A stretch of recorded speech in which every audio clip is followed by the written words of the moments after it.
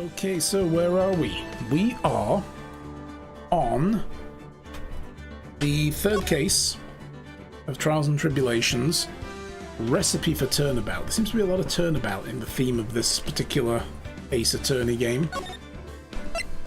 Right, load this. We got done with fake French chef man who is, oh, sacre bleu, so very upset that he has poisoning in his restaurant. And I'm going to do some terribly horrible French accent. So I apologize in advance for what you just heard right now. And last week. Oh my goodness. So yeah, but to recap the situation, let me just move on to... Here she is. Maggie Bird. We all remember her from, I think, the second game. She decided to no longer be a cop, and she went to work at a restaurant run by this work of art right here. Jesus Christ. I'm actually role-playing a very bad French accent for this guy in an accurate way, because I don't think he's really French. I think when he loses his shit, he's going to drop his pretense of being French. I bet he's not. So that's why I'm, going to do a really bad accent. This guy, Glenn Elg, which is really cool because his name is the same spelled backwards, was poisoned at this guy's restaurant. Maggie Bird served the coffee, and apparently nobody else was at the table according to all the witnesses, but she says there was another guy sat having coffee. This guy was in the restaurant. He was too busy paying attention to her. He was perving, basically. Because, I mean, look at him. Of course he was perving. So, anyway, apparently she's already been tried and found guilty by us as her defense attorney, because somebody claiming to be us, even with a fake badge, defended her in court and lost very badly. And we've only just found out about it, so we've appealed and got it reopened. So yeah, we've got to fight against Godot again. And you'll notice a little addition over in the far corner. That's the coffee counter. Every time we see Godot get a new cup of coffee, we're hitting that button. And we're going to see how many coffees he actually does drink. He claims no more than 17 per trial. Let's see if we can get that counter above 18, shall we? I really want to do that. I want to screw his whole world up. So, anyway, we found out there was a sports paper in the with a doodle in the cafe, MC Bomber written on it, and 100,000, 500,000, and a little bomb, and then a picture of the doodle of the, what is it, the mask, their mask dude, you know? Yeah, that coffee, I meant to do that last time, the coffee counter, and I totally forgot, so I did it this time. There was a job listings ad as well. That helped us break this guy's defenses down. He claimed to be rich, but he's actually looking for work, because that was his magazine. The food at this place is awful. It costs $20. And also, the cafe owner is $500,000 in debt. And we also found out from him when we broke that down that Glenn Elg won the lottery. He had multiple tickets, he was listening to the lottery, and one of them won $500,000. Now, we don't know if that's true or not. I think something was said because he was listening to it on the radio. But anyway, then we met another guy who was like this big red-faced, tiger blood, Charlie Sheen-looking motherfucker with the same spiky hair as Phoenix Wright. But oh, he was talking with like a New York accent, you guys. Oh my god. You know, so he showed up. That was his scooter that was found bashed up in the park. We don't know who did that or why, but he blamed us for doing it. And I think that was the guy who defended Maggie Bird the first time round. So we'll see how that goes. But I think he's also going to be a witness that they've apparently found. Let's see what happens though. But nobody in the court recognized that it wasn't us, and you'll see why. The guy looks rough as shit. Anyway, that's the recap. Let's crack on. Oh, I see. I guess I should have expected this. Nobody saw the other guy, huh? Nope. But he was there when I took the coffee over, sir. Scout's honor. Maggie! Yeah. Gumshoe was pissed off at that she got found guilty and blamed us for it. Because he's got a little crush on her, bless her. I hope something works here. I hope something actually happens. This is going to be great. Ah! Detective Gumshoe! Are you doing alright? How are you feeling? As if you need to ask either question, sir. Don't let him get you down, Maggie. And don't forget to eat well, okay? Roger. And you? Yes? You better square this case away, got it, pal? Maggie's innocent, you hear? If you screw it up, then I'll be doing some squaring away myself. Squaring away some paperwork for your arrest. For what? Doing a bad job? I think he's serious. Hey, detective, you're on our side for once, right? Yep. So you'll be able to help Maggie out, right? Really? Can you, sir? Of course. I've got the situation under control. I'm going to be the first witness on the stand today. Oh, this is going to go swimmingly. If I say something... if something I say doesn't mesh with the facts, make sure you point it out, alright? That's my job. Sure. Okay, we're forming a united front today, pal. You got me? Oh, Gumshoe. I can't tell you how grateful I am, sir. I've always admired you so much, detective. I know I can count on you. Looks like it should go pretty smooth today, huh? Maya, you just jinxed it. I can only wish.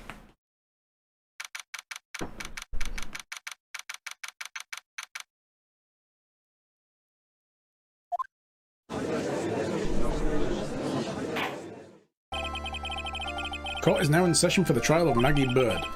The defense is ready, Your Honor. Ding! I need a little ding sound effect for that. Here we go! Number one! Ah, bitter. Hey, I have my coffee here as well. Ah. Mr. Wright. Yes, Your Honor? Ah. What's wrong? Nothing, it's just whenever I addressed you in the previous trial, your response was, "You's talking to me?" It was a little, well, intimidating. No, that wasn't me. That was the phony Phoenix. That was Zin-I-Hop. Mirror dimension version. See, so our trusty Phoenix Wright is back with us now, is he? Now you're calling me trusty. Yeah, our trusty? What? What's all this bullshit? You got a rat in your pocket? All this wee nonsense. So, Mr. Godot, your opening statement, please. Mr. Trite, whether you're a fake or the real deal, we will find out soon enough through this trial today. But I can really tell you I am the real Phoenix Wright. I wasn't questioning whether you are Phoenix Wright or not. I was questioning whether you had studied law or not. Oh! That's what I intend to find out. The competence of this court reminds me of every inquisitor we meet in Dark Heresy. Nice. There's no denying it. Behind that mask is the man who really hates me for some reason or another. Can't wait to see who this guy is. I've been told it's someone we would have never figured it out. Like, no way we know who this is, because he's probably not been in the series, but there's going to have a link to somebody. And the suggestion that he is related in some way to the old chief of police who we got thrown away in the last game, I think, or at the end of the first game, I think it was. It was the end of the first game. Whether or not it's someone to do with him, I don't know. As everyone is aware, the court has already given its verdict in this case once, therefore I won't stand for irrelevant testimony during this retrial, nor will I stand for a simple repetition of evidence presented in the last trial. I'm not planning on repeating anything that phony me said, trust me. Now then, Mr. Godot, please summon your first witness.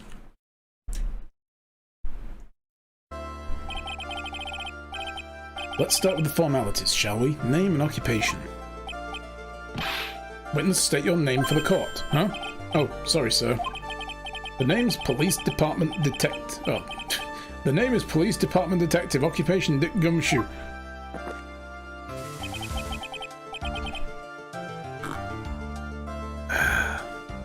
Other way round, Detective. Huh? Oh, sorry. Anyway, I'm the officer in charge of this case since yesterday, sir. Since yesterday? Yeah, the guy who was on the initial investigation tied up with another case now. He didn't take the initiative, he was just handed it, like, here you go. I hope Gumshoe already got everything under control for everyone's sake. I see, so, Detective Gumshoe, would you outline for the court the basic facts of the case? Yes, sir. The victim's name was Glenn Elg, or is it Glenn Elg? Yes. He was a professional programmer.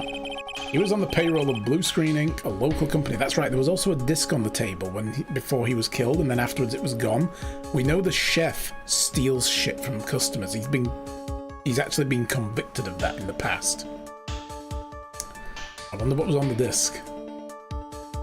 I think it's a virus. I think it's a computer virus or some hacking program. That's what that MC Bomber is. That's the name of his hacking software. Maybe he used it to forge his lottery ticket. Anyway, whatever. He was on the payroll of Blue Screens Inc., a local company. This is the victim's autopsy report. The court accepted this into evidence. I thought you didn't want repeat evidence, Judge. Already going back on your word, huh? You've already seen this, surely. Died of potassium cyanide poisoning. Time of death was between 1:30 and 2:30 p.m.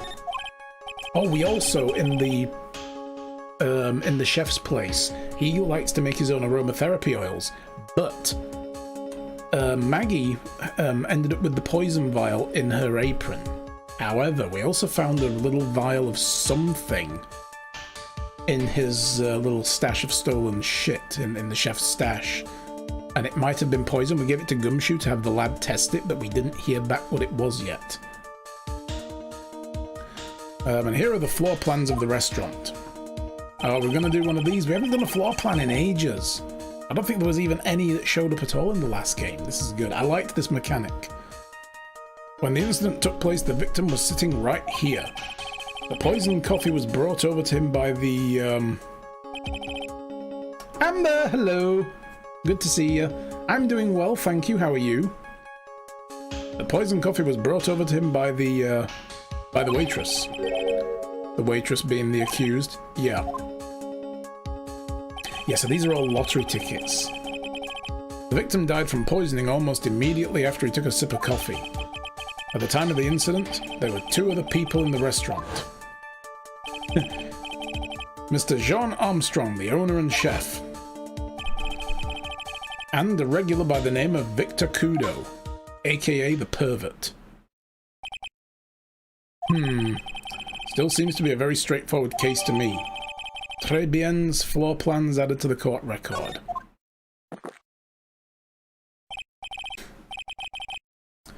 Come, detective. Take up this hammer and nail the defendant's coffin shut with your own 2 hands. Doing well, napped for 2 hours, getting back to work as an exercise and getting your stamina back? Yeah, oof, I can imagine. If you've been off for a while, especially with the COVID stuff, and then everything's reopening, here they're talking about reopening schools as well. I don't know if they're still going to do it or not.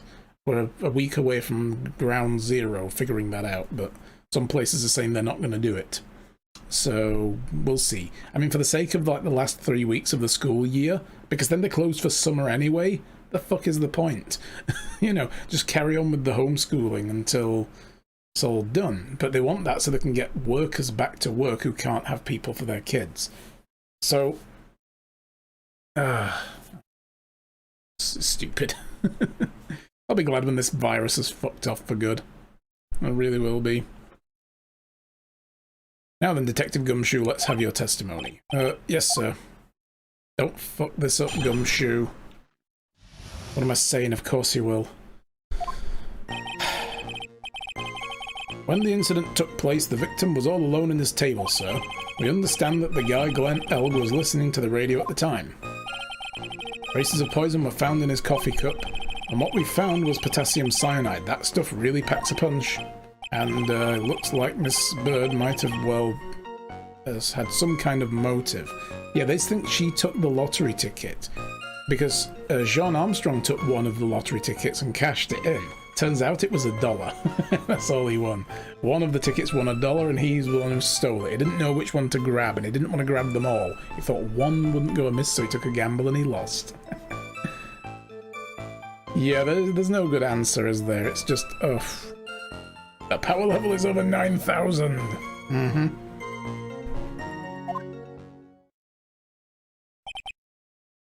Someone already made that joke. No, actually, nobody's made that joke yet. Considering, you know, the the visor. Yeah. Nobody's made that joke. Well done, you're the first.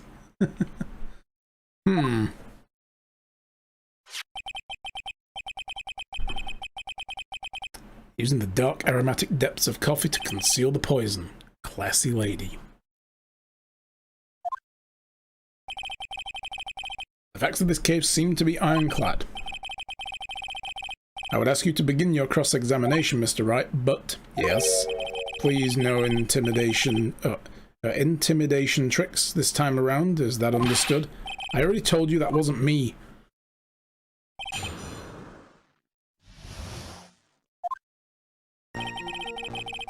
When the incident took place, the victim was alone.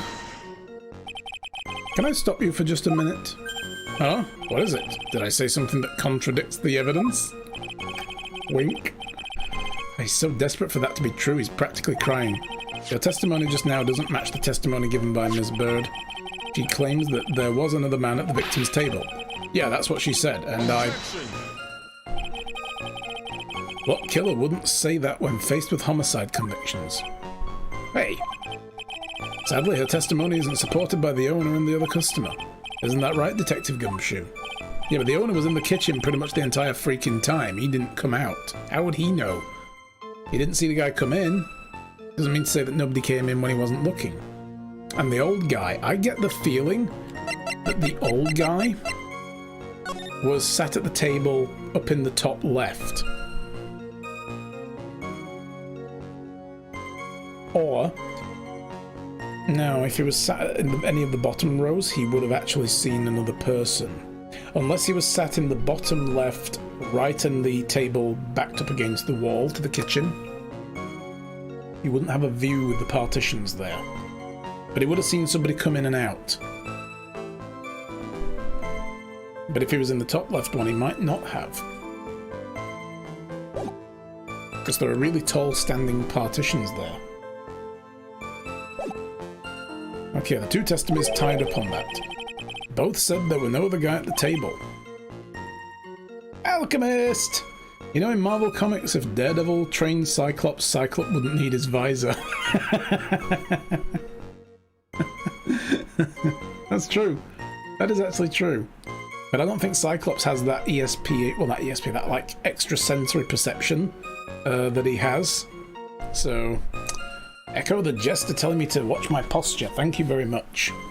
You're absolutely right. I should sit up straight with my back against and stop slouching. Good tips. Thank you for that. What should I do? Should I press on the point a little harder or not? Press it, obviously. Wait, what is this posture check thing? Exactly that. You can spend channel points to tell me to check my posture. Because I get little alerts on my side window over here every time people use channel points, so it's a good way to get me sitting correctly. I've got another one for hydration as well, where you can tell me to take a sip of water if I haven't had a drink in a while. Well, maybe the other witnesses just missed him. Perhaps their view of the victim's table was obscured in some way. Huh. That argument is as weak as the coffee at Tribulations, Wright. I have here in my possession a ticket. A ticket? No, you can't abuse those like the coin flip.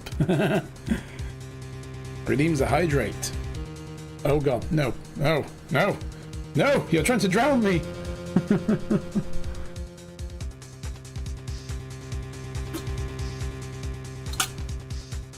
Oh god.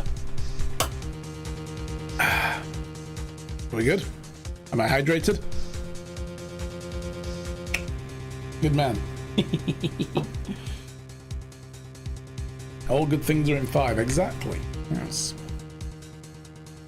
Ticket? Looks more like a photo to me. Yes, a one-way ticket to Guiltyville. Population, the defendant. Oh, is that the picture from the other table? This is the one from the bottom left one. Okay. This is a photograph taken from near the entrance to the kitchen. This is the scene as it was witnessed from the chef moments after the poisoning took place, correct? Challenge: when using Hydrate, drink something yourself as not to die. When doing what? I don't understand what you mean. Hang on. Did I reread that wrong? When using hydrate, drink something yourself as not to die. I don't understand what you mean. That's not translating in my head. What do you mean? I think the court will agree that with such a clear view of the scene of the crime, how, Mr. Trike, could anyone have overlooked a second person at the table?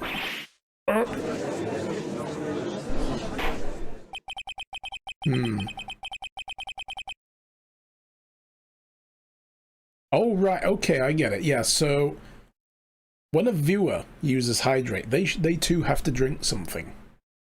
Is that what you're saying? I drink, but they also drink.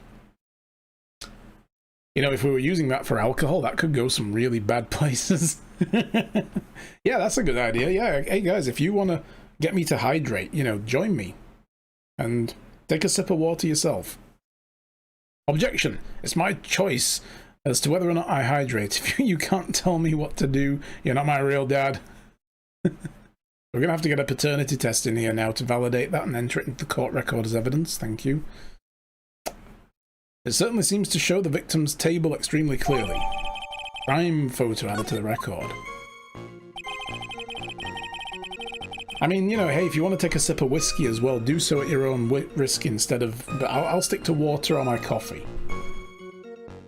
I understand that the guy, Glenn Elg, was listening to the radio at the time. Okay, so did we skip them? Nope. He was listening to his radio, you say? Yeah, that's it. Water is... Yeah, or fruit juice. Be healthy. Drink some non-concentrate 100% fruit juice, no added sweeteners, that kind of stuff. But, yeah. Unfortunately, I have to go out and grab groceries in a little bit. Oh, that's too bad. But, hey, you know, you need those to live too, right? That's cool. I mean, we're here for 6 hours. Or, at this rate, 5.5 still to go. Although, it depends how warm it gets up here or how my voice holds up. Lately, I've found with this game, after 6 hours, my voice is croaking. So, I'll see how we get when we get to the second break. We might finish a bit early today if it gets too hot and too... crabby. You got a bottle of Jameson, a bottle of Jim Beam, so it's not like I've got options. All good? Yeah, he had a portable radio in his chest pocket. Maggie told us that too, didn't she? Something about how one of them had some sort of earpiece. What should I do? Should I press the point? Press. Press everything. And what was it the victim was listening to on the radio, Detective Gumshoe? Huh? How should I know? Well, we know. Thanks a lot. We're now one step closer to the middle of nowhere. This isn't going very well, is it? Detective, could you perhaps tell us about the poison and how it was used? Found in the coffee cup. So, traces of the poison were found in the coffee cup and nowhere else? Not sure I get you, pal. Was the poison a liquid or was it a powder? If I had to put it in layman's terms, I'd say it was a powdery substance. So the poison could have been in anything that was on the table. Sugar, salt, pepper. Oh, there we go. Ding! Wait, did I not press that hard enough? No, I didn't, did I? There we go. Huh. Do you put salt and pepper in your coffee, Mr. Trike? Yes, I do. Don't judge. Peppery. Love it. Who the hell keeps sliding coffee to Godot? I think he's got like an automated coffee machine with like a little flipper, you know, that just goes ping and just yeets it across the table to him. He presses a button and it just ping. Some Doc Brown level shit right here, you know, like that coffee machine thing that it had with the arm that comes out and grabs the cup and puts it under the coffee machine, and yeah. Or it's like a Rube Goldberg device. Yeah, the counters for coffee. We're counting Godot's coffees. He says he never has more than 17 cups. I want that to say 18 by the time this case is done. Because F that guy. The victim took his coffee black with no sugar. Ugh. It seems that the poison could have only been in the coffee. What should I do? Should I press on this point or not? Press it. Press it so hard. Are you absolutely certain the victim even drank any of his coffee? Huh? What do you mean? According to the file, the poison was found in the victim's coffee cup. But what proof is there the victim ever drank any of it? Well, the fact that the autopsy report says he died from cyanide poisoning, Phoenix, you amateur level idiot. Oh hey, you're right. In case you were wondering, that last objection was for the detective there. Huh? For me? Oh hey, you're right. You may be fooling the court, but I'm not falling for it. If you have the time to waste, you have the time to present that piece of evidence. That piece of evidence, sir? Yes, that piece of evidence. Ah, what piece was it again?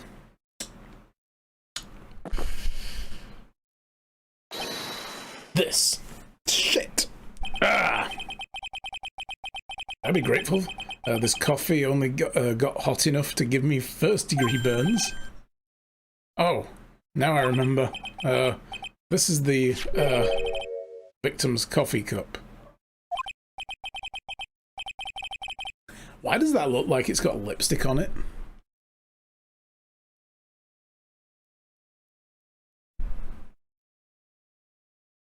That's interesting. Why would it have lipstick on it? Did the chef drink from it? Do you wear any? Kinda does have some kind of like lip glossy stuff on, doesn't he? Aggie doesn't. Did the chef take a quick swig from the coffee cup? As if he did. Oh my god. Or it's just coffee. It could just be a coffee stain, yeah. It takes more than a few rounds with the same cup though to get that little stain. You don't get it from just one drink. If it were hot chocolate, maybe, but coffee, I don't know. I mean, I've had 3 cups of coffee out of this cup today and it doesn't have a stain on the front yet. If I drank out of it for 2 more days, then yeah. But it does say it's saying take a good look at the rim. Oh yes, it's unmistakable. There is clearly a coffee stain on it. Okay, so it is just coffee. Not realistic! Conclusive proof that the victim did drink the poisoned coffee that was in his cup. The victim gulped down the bitter death that was the waitress dealt him, blah blah. Didn't get that read quick enough. For the record, the only prints on the cup were the victims and the defendants. Coffee cup added to the court record, but you don't need to touch the cup to drop poison into it. Upon further investigation of this cup, we've found a certain chemical substance. Crystal meth. Oh. And what we found was potassium cyanide. That stuff packs a punch. Potassium cyanide, I've heard of that chemical before. Exactly how strong is this poison, Detective Gumshoe? It's... well, that stuff's lethal. Is this going to be the same... I've just realised. The first case we had was about a poison coffee cup. Wasn't it? And it was the, what was her name? Oh my god, the doughy-eyed redhead with the parasol and the butterflies. I forgot her name, but it was her. And she poisoned a, oh. Who did she poison? She poisoned a lawyer. An investigative lawyer. That's right. I think he was a prosecutor. Because he was investigating her in connection with a killing. That was also a poisoning previously, and she poisoned him. So yeah. I bet this is going to come back around to that. Oh my god, is she back? Eat too much in your history. How much is too much? A lethal dose is 0.2 grams. That's about enough to finish anyone off. 0.2 grams. How much is that? Tiny. You know when you swab your ears for earwax? Yeah, about that much. Ew. Who would know something like that? Earwax, huh? Sounds like Gumshoe's got an abundance of it. Such a small quantity of poison could have been concealed anywhere. And it looks like Ms. Bird might have had some kind of motive. Some kind of motive? Yeah, but if you ask me, it's been blown way out of proportion. You know what my golden rule is, detective? Chuck out a bad cup of coffee. You can always get another. Huh?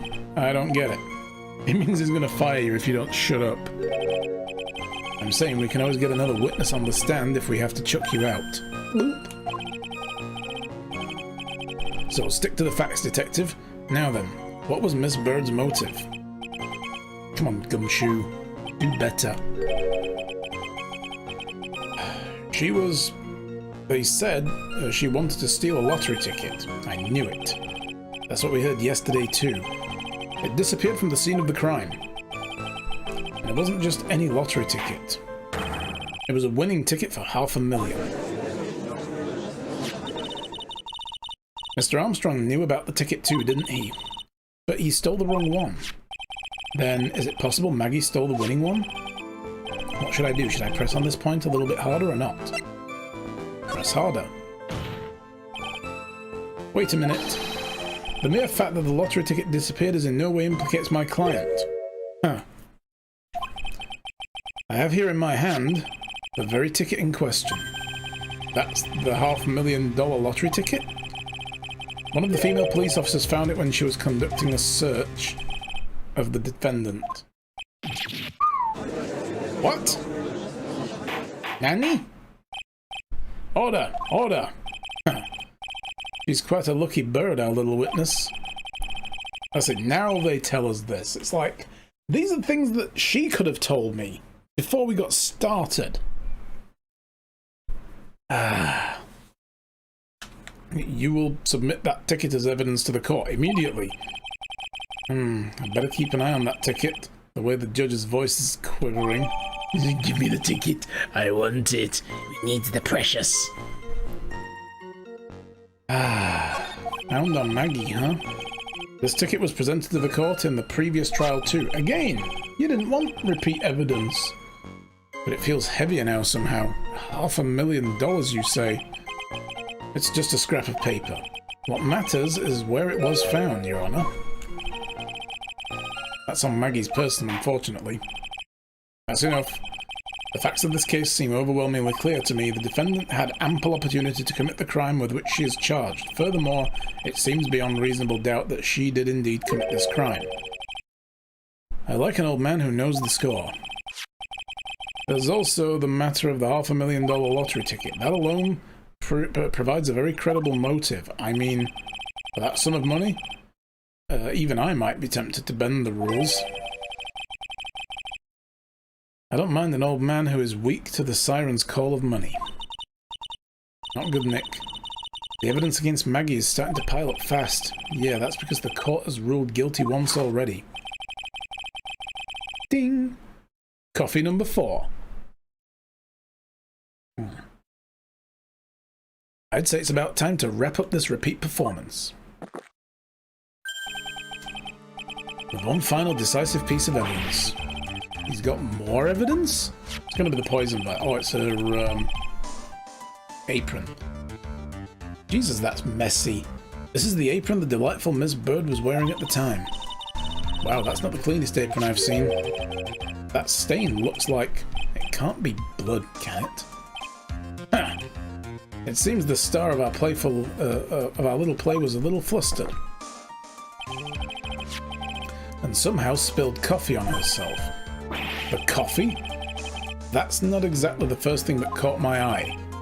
Of course, the coffee stain isn't the most interesting thing about the apron. No, there's something else that stands out even more. Something else? I presume you mean, of course, I'm referring to the pocket. I knew it was going to go there. I knew it. I was about to say, it's the pocket. The pocket?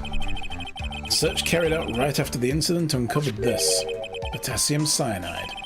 The very poison used by the killer was in her apron pocket. Because she just carries that around in case somebody's winning a $500,000 in the cafe. Yeah. A bottle of poison in Maggie's pocket? Yeah, and Maggie's prints were the only ones on it. Oh, fuck. Really? Order! Order! This court will accept these items into evidence. again. When you said you wouldn't. A powdery poison bears Maggie's fingerprints. There's something still bothering me, Mr. Godot. Why have you not explained the bloodstain to the court? Bloodstain? Oh my god, he can't see it because of the red visor.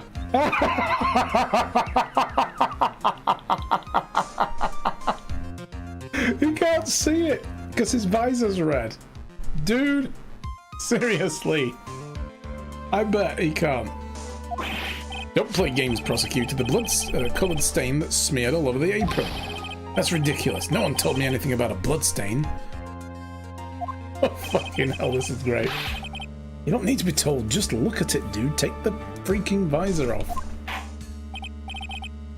Well, detective, could this stain really be blood? No way, sir. That's just ketchup, sir. Of course it is. What a goof. I love it. Ketchup? I mean, if it were really blood, it would be kind of brown by now from the oxidization of the iron in the blood. It's a little bit of true forensic science for you all there. Old blood stains are actually a rust colour brown. Because your blood cells, red blood cells, carry a lot of iron. And it oxidizes in the air and goes rust red. Rust browny red. You like his eyebrows wiggling like... They're having a life all of their own up there. She must have gotten some on her apron when she was taking someone their breakfast that day. You could have spoken up a little sooner, Detective Gumshoe. Pull a stunt like that again and I'll have you drink 17 cups of ketchup, witness. Oh, God, ketchup's gross. Oh, I thought everyone knew that, what it was already. I mean, the fact that you didn't ask about it. I haven't seen anything yet to make me doubt the last ruling I made on this case. The motive, the opportunity, and the supporting evidence. Gotta go get groceries. No problem, Alchemist. Take your time, dude. Get what you need. Stay safe. We'll see you later. They've all been clearly established. I think on his way out the door, Alchemist deserves to win a battle royale, so let's just hit that BR button and good luck to everybody. Let Alchemist win. Well, Trite, seems you really are a phony after all. You really know how to drive a man nuts. Witness, please continue with your testimony. You're going to rig it in your favour for once? No, I'm just telling everybody to let you win. Yeah. I don't know though, Estalon's looking pretty strong. Oh my god. Oh! Oh! Oh! You got the health kit. Go for it, dude. Go on. Oh, this is looking good. That's like saying thoughts and prayers. Yes, thoughts and prayers for Alchemist, if you please. Oh, there we go. Rip. Never mind. It's almost like thoughts and prayers don't work. Shit. What else can we do? See you later, dude. Oh, and congratulations, Estalon, for the win on the Battle Royale. Enjoy those bones. Nom nom nom. Who could have fucking guessed, right? I know. Describe for the court the crime scene and the findings of your investigation in there.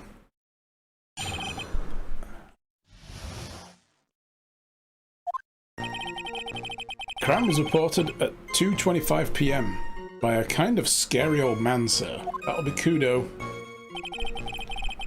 Poor Maggie had passed out from the shock. It must have been real tough for her. The victim didn't have any identification on him, but we figured out who he was pretty quick, and then the investigation went smooth. See you, dude. When Maggie was searched, we found the lottery ticket and the bottle of poison. And that was it. There was nothing else missing from the crime scene.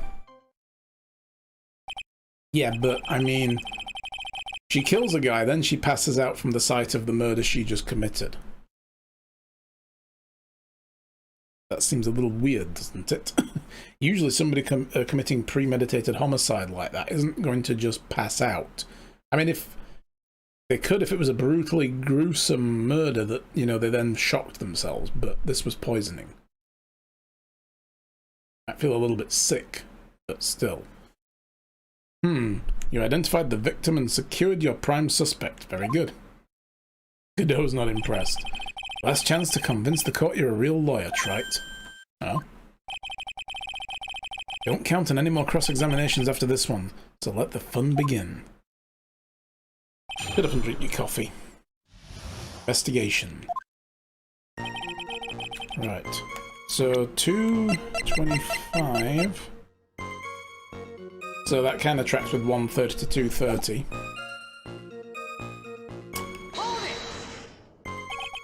Scary old man, Detective Gumshoe? There's an old man who's a regular at the restaurant where the incident happened.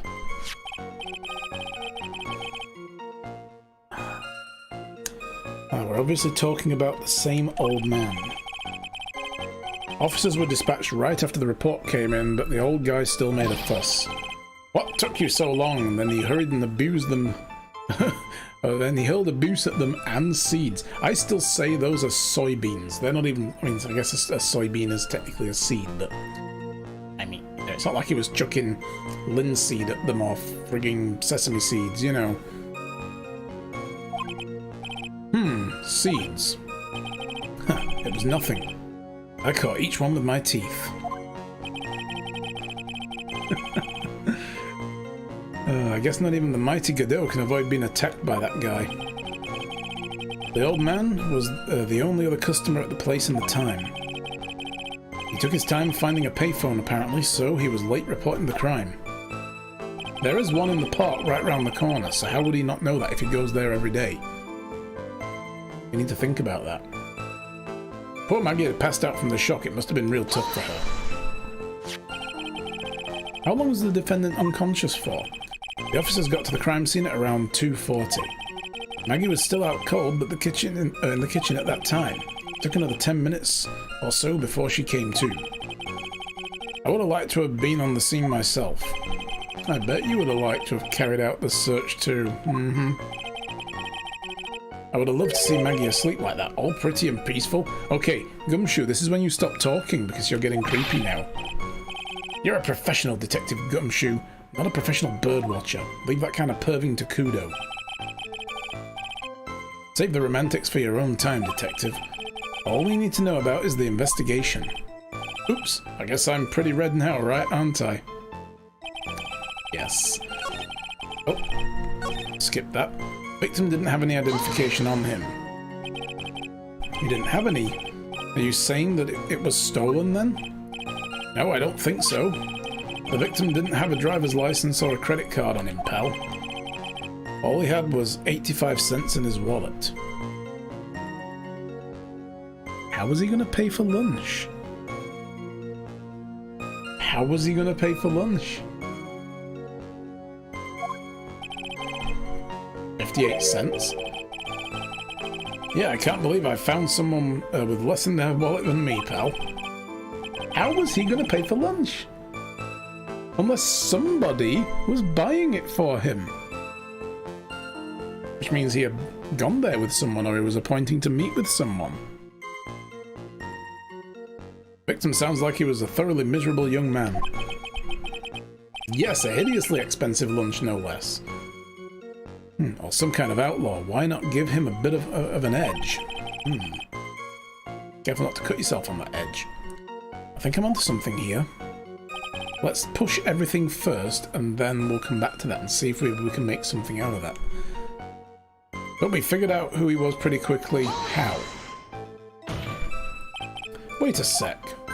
Huh? Did I say something dumb again? Every day of your life, but in this particular instance, let me paraphrase what you just testified to this court. The victim didn't have any form of ID on him. That's basically what you said, yes? Yeah, basically. In that case,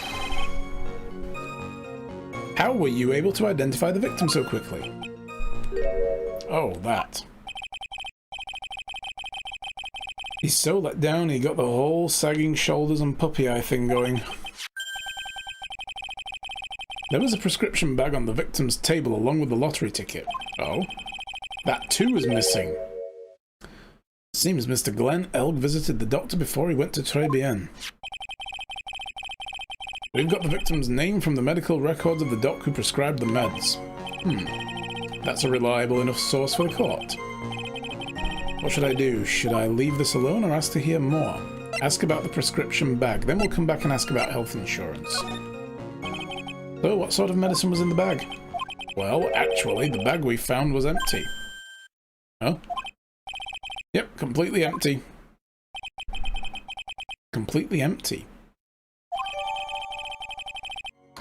I wonder if that's what was in the kitchen, in the little bottle.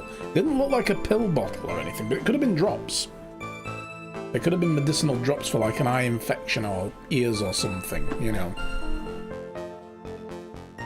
And it was in a green bottle.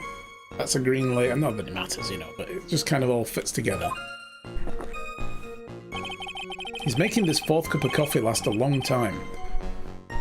You're entering an empty paper bag as evidence? Desperate, are you, Wright?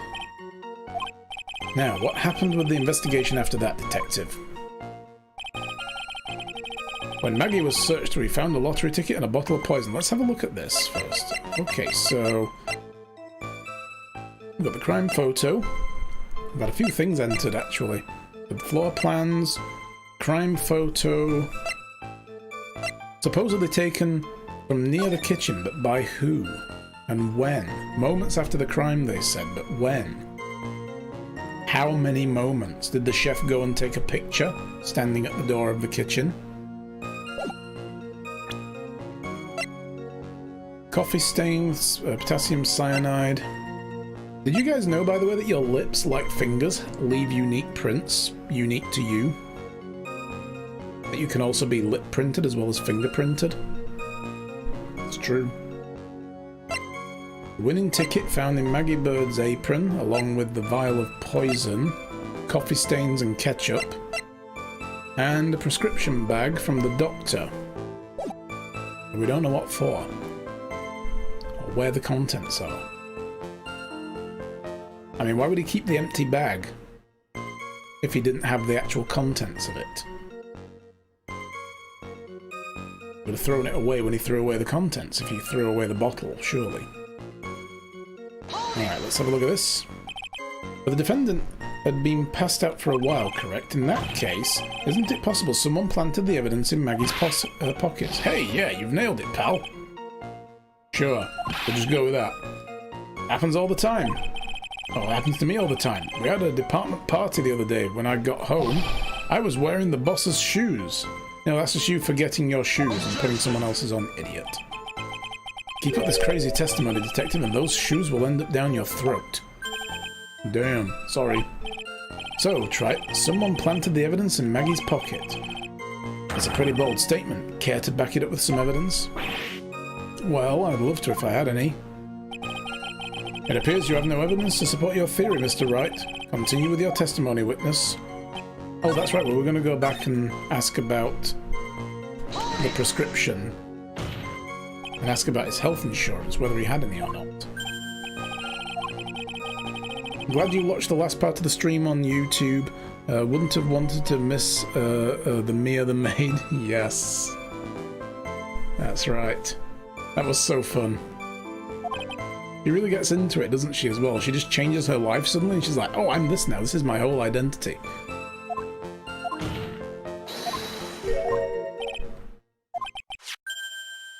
Found a prescription bag on the victim's table. Blah, blah, blah, blah, blah. Blah, blah, blah, blah, blah. And... oh, we can't ask about health insurance now. I guess that probably led down a dead end. I would have liked to have seen the text, though. They found the lottery ticket. And that was it. That was nothing else missing from the crime scene. So the $500,000 lottery ticket and the bottle of poison were accounted for. Yeah. Interesting. Is it true that those two items are accounted for? Oh, it is true that those are accounted for. But wasn't there another lottery ticket that was stolen that day? Oh, yeah. The one the restaurant owner took. He won a whole $1 with it. What a lucky guy, huh? Just think what you could have done with that $1, Gumshoe. Oh my god. You'd have eaten like a king for about a minute. And just going with letting him get away with it? It was just $1, detective. Guess no one cares when it's that little except for Gumshoe. If I didn't find a hole in this testimony, the judge is going to hand down a guilty verdict. Gumshoe isn't giving us anything to work with, and we can't find any contradictions if he doesn't give us something. Yeah, that's true, but Maggie and Gumshoe are like Dumb and Dumber. Oh my god, yeah, but which one's Jim Carrey? That would be Maggie, I think. Our only hope is that they were so dumb they missed something obvious. Come on, Gumshoe, you're the dumbest you've ever been. Oh, be the dumbest you've ever been. Live your dumbest life, damn it. Alright. Must have passed out from the shock. Victim didn't have any identification on him. Figured out who it was pretty quickly. Maggie was searched pretty far. So which one was it? Papa Naka, hello, how are you? Good to see you. So which one was the one with the very short amount of money on him? Maggie passed out from the shock. The victim didn't have any identification on him. It was this one, wasn't it? Let's watch it again. He didn't leave any. Are you saying it was stolen? No, he don't think so. He didn't have a driver's license or even a credit card on him, and he only had 58 cents in his wallet. How was he going to pay for dinner? I'm doing very good, thank you very much. It's warm here. It's 27 degrees. It's getting kind of hot, but actually I'm keeping kind of cool up here. I've got both windows open and there is a bit of a breeze and it's blowing through the house, so that's nice. And a desk fan over there is running, so it's warmer downstairs for some strange reason than it is up here. That's how we're going today, apparently, but other than that, I'm fine. We only had 58 cents in his wallet. Can't believe we found someone less money than me. Some kind of outlaw, why not give him an edge? So it is that one. Do you know this game does crash often, though? Very often. So we should probably save it right here. I think we need to use this, because this tells us it costs $20, despite how unbelievably bad it tastes. There's nothing else pointing to the expensiveness of the lunches. Ah, no, it doesn't. Okay. How do we trick this one, then?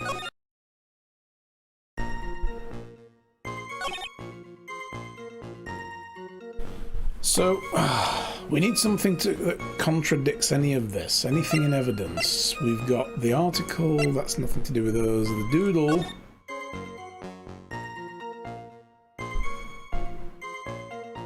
What's interesting is the 100,000 points to, or the MC Bomber points to that. Yeah.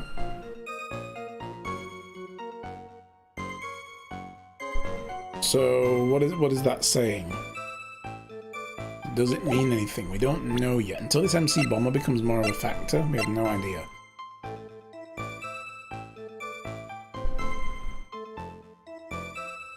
I mean, yeah, we already know that he had a motive as well to steal a $500,000 lottery ticket. But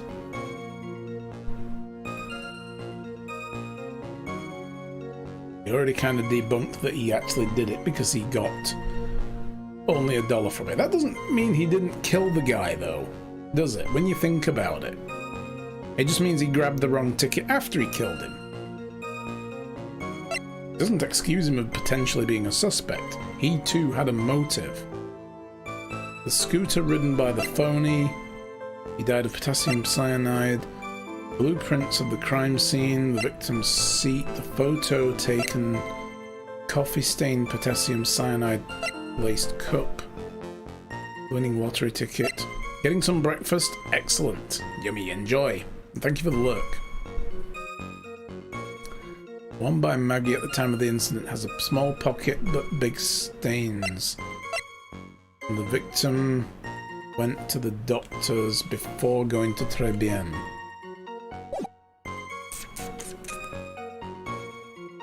Oh, what? So the crime was reported at 2:25. We've got nothing to dispute that. The time of death was between 1:30 to 2:30, was it? The 1 hour window. Maggie passed out. That's not really something we should contest. Victim didn't have any form of identification on him. We figured out who he was pretty quick because of the prescription bag.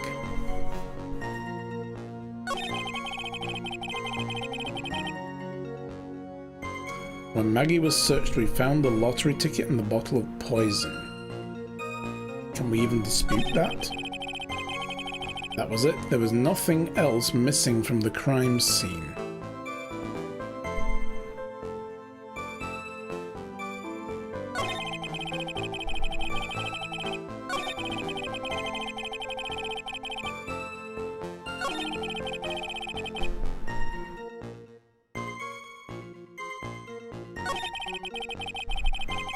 It's gotta be the nothing else missing from the crime scene. We know a CD was missing. Is there any way we can present that?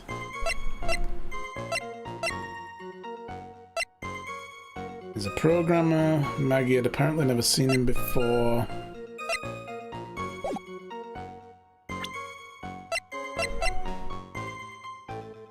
I mean, the sports paper was stuffed away behind the rack, right behind the magazine rack. This wouldn't have been on the table by the time the cops showed up, so somebody moved this. Probably to hide the doodle. I mean, why they didn't just walk out with it and throw it in the trash down the block? Don't know. But what else could have been missing? Anything. We can try that.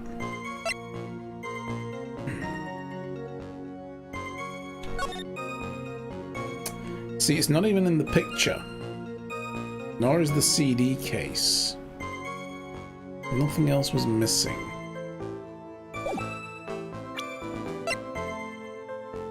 So that's the coffee cup we've seen in the picture. That's the actual winning lottery ticket found in the apron.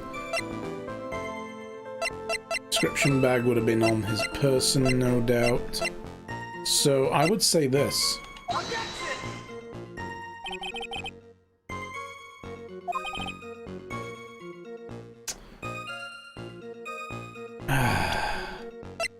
Alright, I thought I was onto something.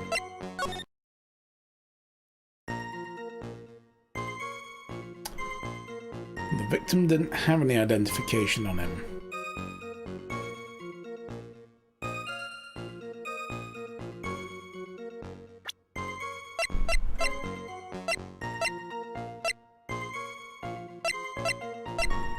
Man.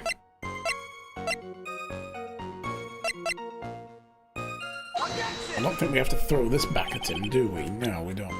That was a very long shot. Ah!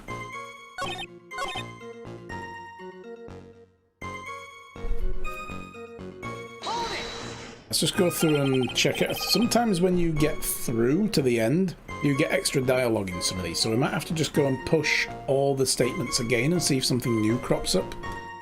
Scary old man. Old man, the regular at the restaurant where it happened. That's Kudo, the perv. Officers were dispatched right away and the report came in. The old guy still made a fuss. What took you so long? And hurled abuse at them. The seeds. The old man was the only other customer in the place at the time. He took his time finding a payphone apparently, so he was late reporting the crime. Maggie had passed out. How long was she unconscious for? Officers got to the crime scene basically 15 minutes later. Maggie was still out cold in the kitchen at the time. It took another 10 minutes, so she was out for 25 minutes. That seems about right. Would have liked to have been there to give her a pat down. Then he creeps on her a little bit.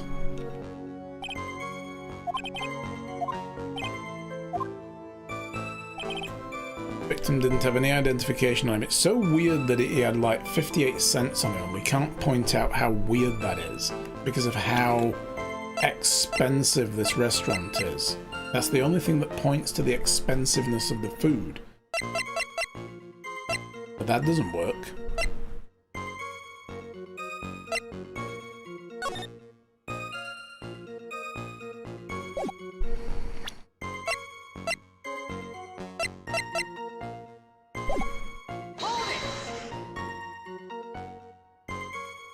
So, I don't think so. The victim didn't have a driver's license. All he had was 58 cents.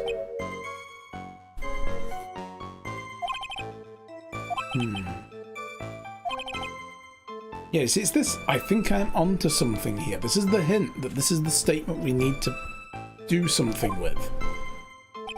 But I don't know how.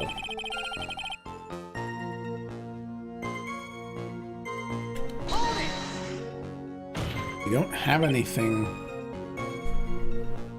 to throw there. Probably people will have a look. Brad, how's it going, my friend? Good to see you. How are things in your world today? Is it as warm where you are as it is here? It's 27 degrees here. Okay, wait a sec. Did I say something dumb? Yes, let me paraphrase. The victim didn't have any ID on him. Basically, how did you identify the victim? That a prescription bag on the victim's table along with a lottery ticket. Seems Mr. Glenelg visited the doctor before he went to Tribulations. We got the victim's name from the medical records of the doc who prescribed the meds. Right, so the bag didn't have his... Oh no, the bag does say his name on it though. It says there, Glenelg, but they might not have known if that was his name. They had to confirm it with the records, I guess. That's a reliable enough source for the court. Maggie was searched. We found the lottery ticket and the bottle of poison. She'd been passed out. Couldn't she have had it planted? Yes, that's true. But, yeah. Objection. The dough's not having any of it. Pretty bold statement. Care to back it up? We don't have evidence to back that up. Continue with the testimony. Nothing else missing from the crime scene. The $500,000 ticket and the bottle of poison were accounted for. Interesting. True, those two items are accounted for. Wasn't there another ticket stolen that day? Oh yeah, the restaurant owner took it. It was worth a whole $1. They don't really give a shit. If I don't find a hole in the testimony, the judge is going to hand down his verdict.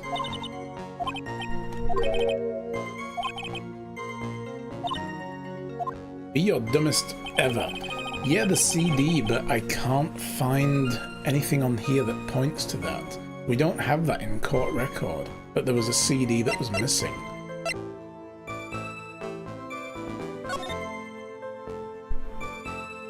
Oh, maybe, because the CD actually said MC Bomber on it. Maybe we have to use this with that last statement. Oh, fuck, I went right past it again. Damn it.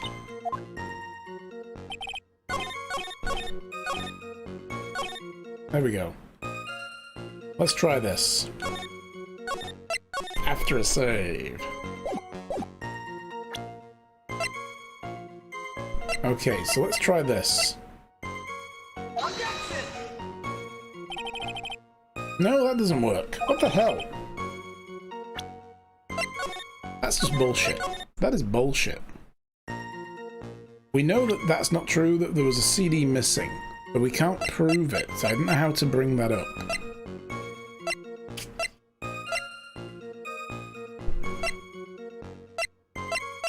Got nothing that points to there having been a CD there, other than Maggie telling us it, but it's not listed. It's got to be whatever's written in that text that's going to help us.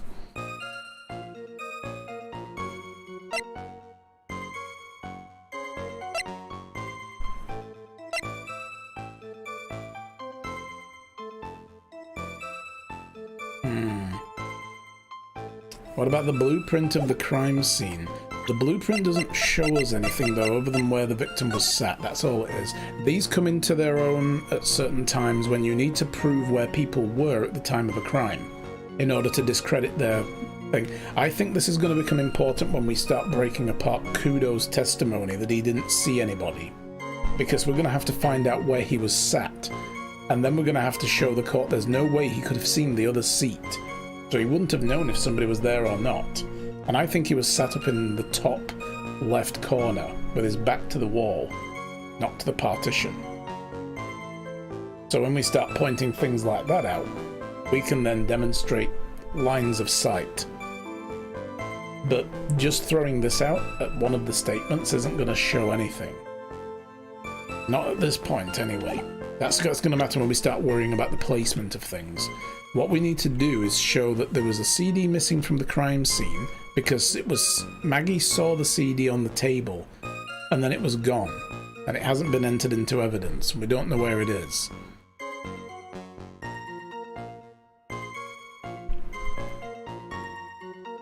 The only other thing I can think that is a hole in the testimony is the fact that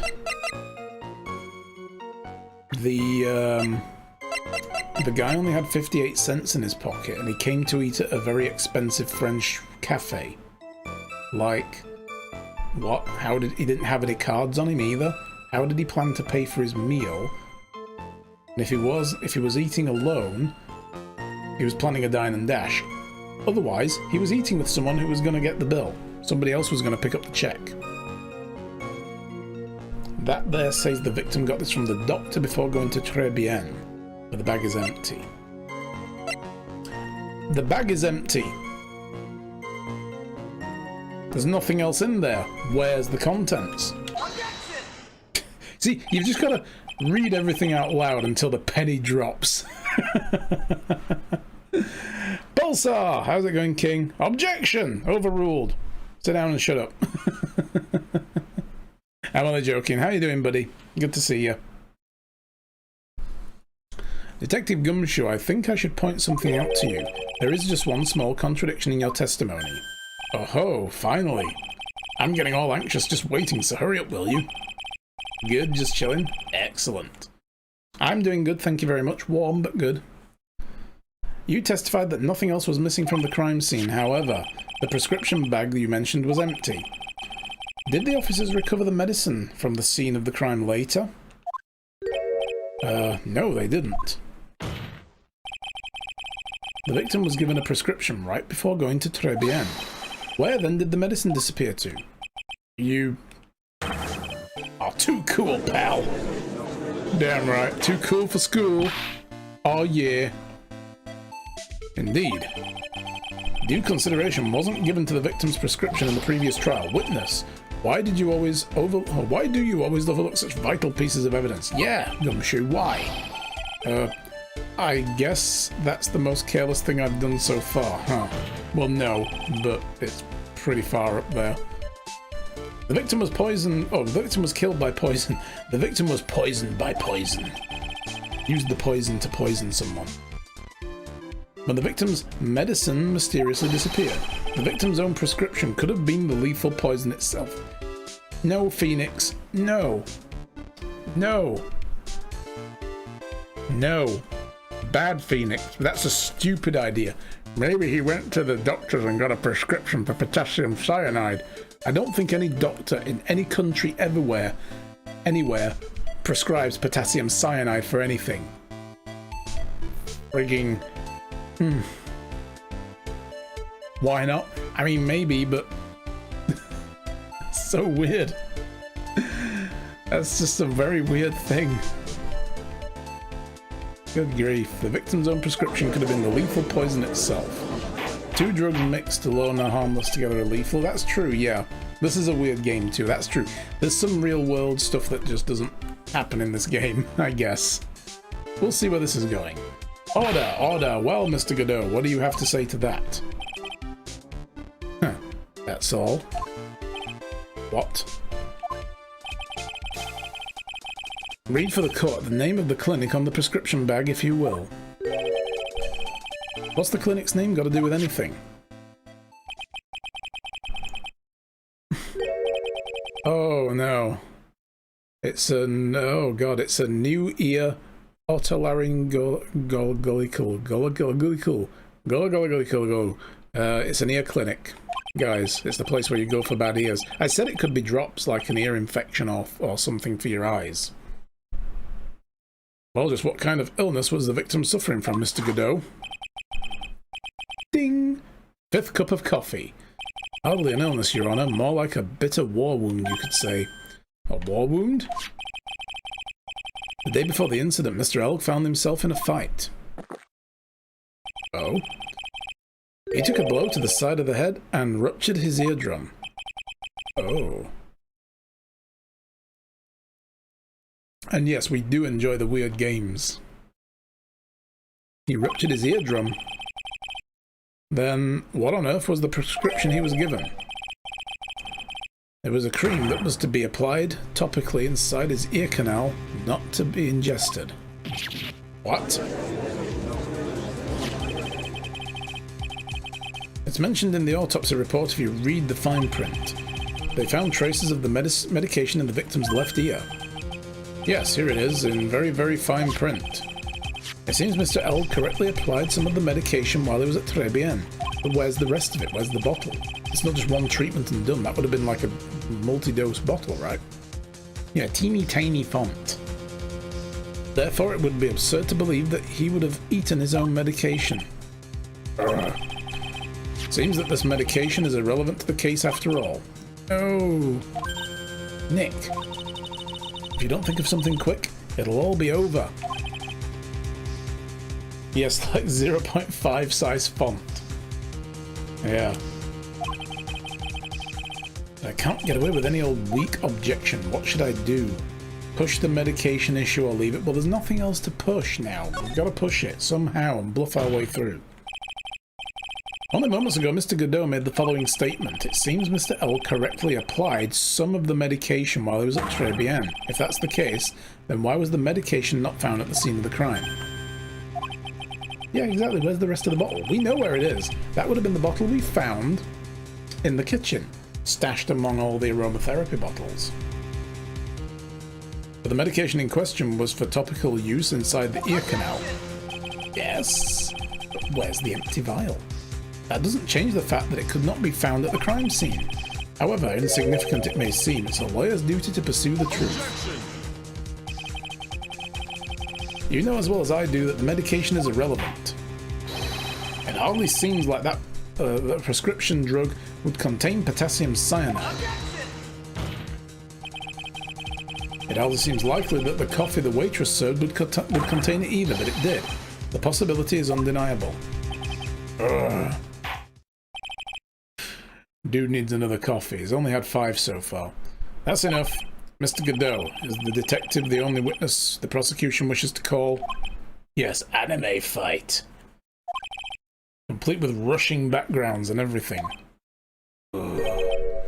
I got my own witness I'd like to call, sir.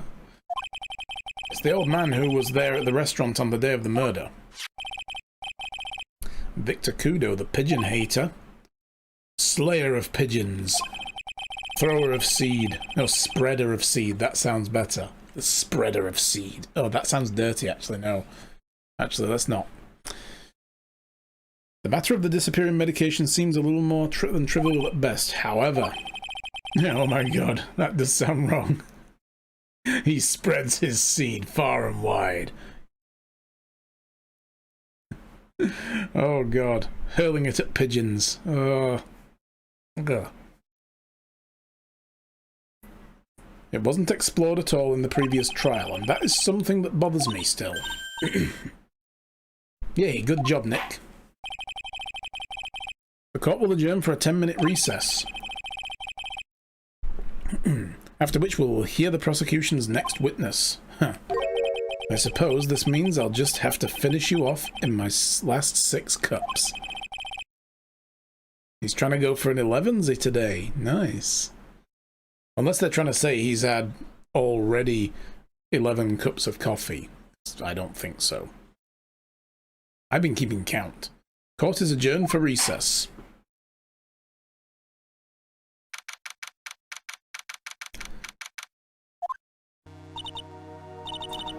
Phew, that was close. Tell me about it. I nearly died in there. Despite the fact that there's much better things you could have pointed out to cast doubt on the case. That's my line, sir.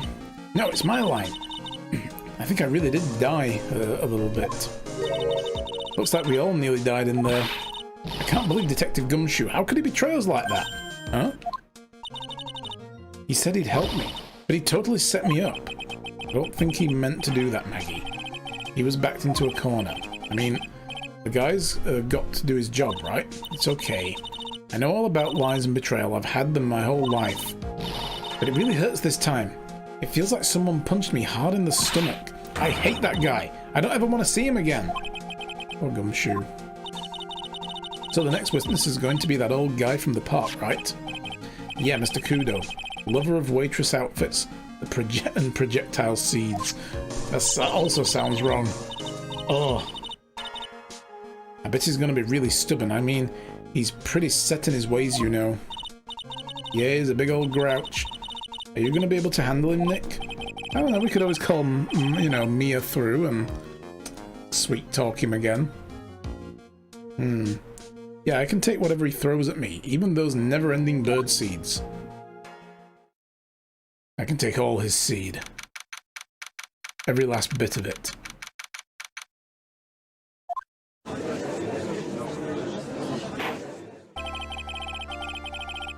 Court will now reconvene for the trial of Maggie Bird. Mr. Godot, your next witness, please. Just stop. Never. The prosecution calls the lucky old-timer who caught the show over a cup of coffee. Will the witness please take the stand? God, here he is again. Name and occupation if you don't mind. Name is Victor Kudo, born and bred in the land of the rising sun. Honor and duty are what make me. Mind you, I can be quite emotional at times too. You don't need to hear about that, Mr. Kudo. Just tell the court your occupation. My occupation? Ha! Listen, young'un. How much do you think there is for a kimono embroidery? Oh, how much do you think there is for kimono embroidery here? Kimono embroidery? That's what I do, or I did back in Japan. I embroidered family crests on kimonos. My ancestors were embroidering kimonos before this country even existed. Wow, a real craftsman. They're a dying breed. Hey, maybe you could embroider my costume sometimes. Anyway, like I said, there's not much demand for that kind of thing here. So I had to take a job working the cash register at a burger joint, pretending to smile. Totally at a loss what the moped is going to have to do with the case. Yeah. I mean, it's beat up as well, right? But it wasn't smashed up earlier because the guy who showed up actually saw it smashed up and tried to accuse us of it. So this was done after the case, but the fake guy, Zin A Hop, whatever his name is, it's his scooter, so this is going to be interesting. What's that all about? That burger joint would have been better off putting him in the kitchen.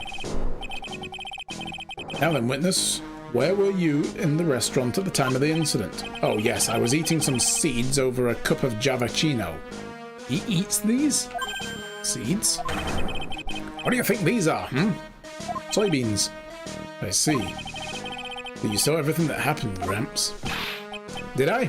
Oh yes. Oh yes, I did. I saw it. Then please tell the court we're all ears, and ear medication, and other orifices that are available. Sure, I'll tell you every last detail. He's really getting into this. I'm just waiting for that cup of coffee to slide into Godot's hand. What I witnessed. The young man was reading the sports paper. The serving girl brought him a javachino, but she put something in it. The man took one sip of it, looked like he was in terrible pain, then collapsed. He's totally bullshitting there. That's the serving girl, right there in the defendant's chair. I remember her well. You should do. Perved over her enough. Mr. Kudo, she is not a serving girl. Please refer to her as a waitress. Ka, you're as bad as the rest of them. All these newfangled words. What's wrong with old-fashioned ones, Many things. Newfangled? All this talk of radios and glasses, it's wireless and spectacles, I tell you. Well, that's fine, but you know, some social terms used to apply to people can be dropped in exchange for new ones. Excuse me? Listen to me, everyone. Don't forget the old values. Don't forget the good old days slip away. Well, I think it's time to begin the cross-examination, Mr. Wright. Thank you. Jesus. Yes, Your Honor.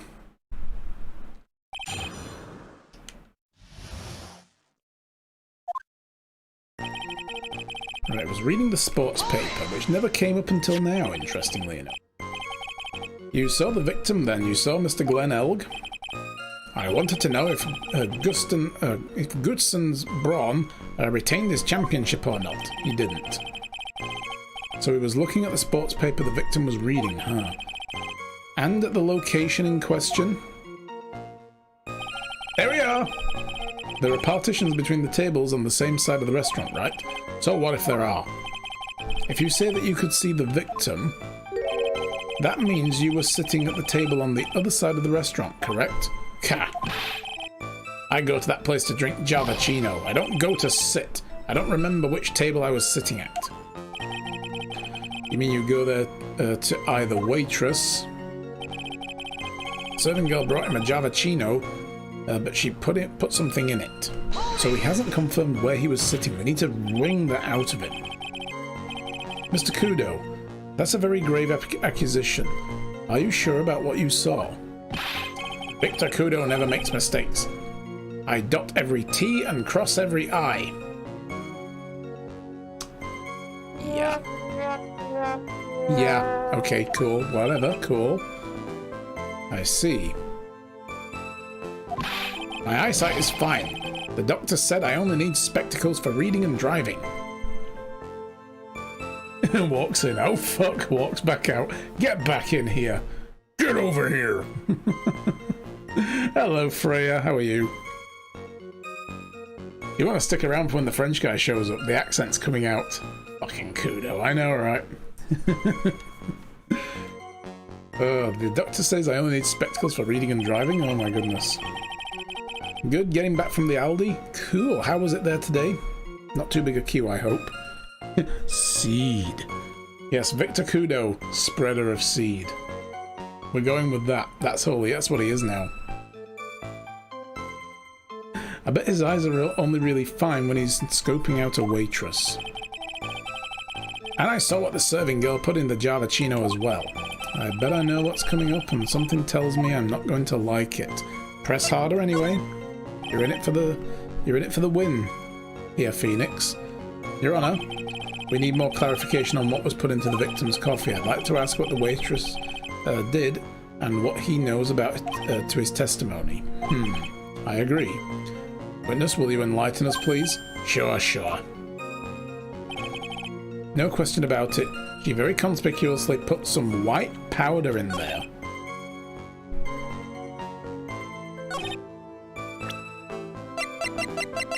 Well, it's a powdery substance, and it does look kind of white.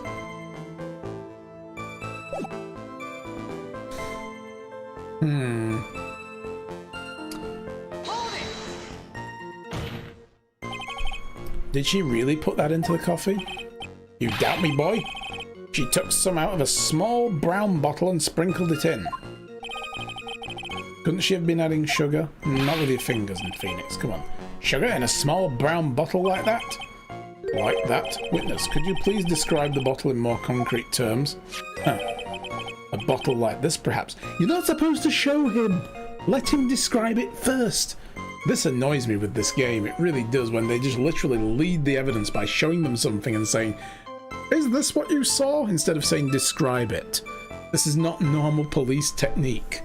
Normal investigation technique doesn't do this. You don't give witnesses anything.